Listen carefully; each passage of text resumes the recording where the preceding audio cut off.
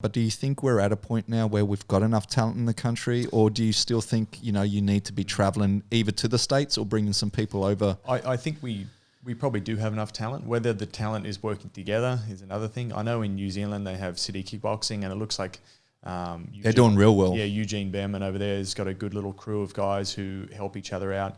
I think the big problem we have here is, and I experienced this myself, is that the team was kind of built around myself fighting. So then I had these training partners, and when I wasn't fighting, there was nobody else fighting, and the sessions kind of fluctuated up and down. I used to have to bring in, we'd meet up with Alex Volkanovski or Robert Whittaker or some of these guys, and we'd all get together and do these super sessions, which was good, but there was still a little bit of disconnect, and more probably on a geographical scale in terms of, Alex lived down south and Robert lived, southwestern Sydney, and I lived up, north. So it was more like trying to get the quality of training partners together in one place was very hard.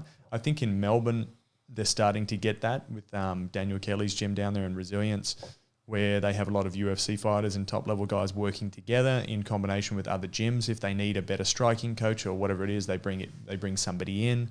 So I think we're not far off it. And it's a bit of a shame, I think, when I first started, the gyms did separate, and it was a bit of that kind of, we stick to ourselves, we look after ourselves.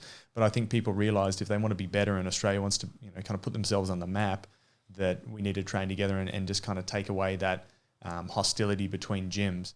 So I think, to answer your question, I've seen it in New Zealand, I've seen it in Melbourne. I'm seeing decent fight teams here, but I'm yet to see like a stable of top fighters. Do I think you need to be in a stable of 10 or 20 fighters? No. Do you need to have 2 or 3 good training partners? Yes. Do you need to have a bunch of training partners that you're probably better than? Yes. Safe training partners? Yes.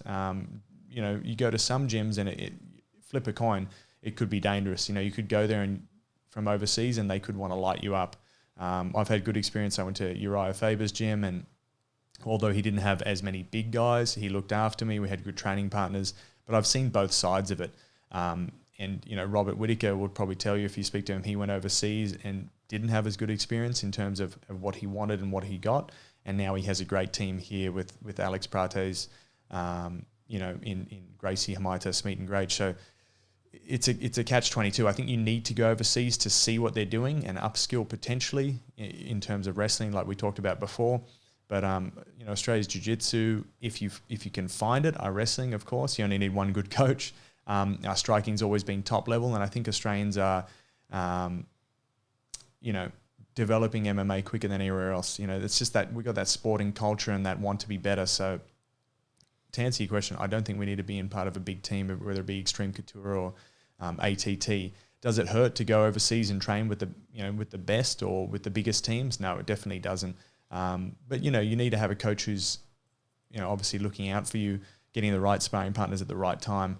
I see too many people just sparring hard day in, day out, and that's gonna take its toll. Unless you're the best guy in the gym, you're eventually going to get hurt. You're going to get knocked out in the gym. You're going to lose your chin. You'll be injured. So there's times to spar hard, and there's times to spar moderate, and then there's times to not spar.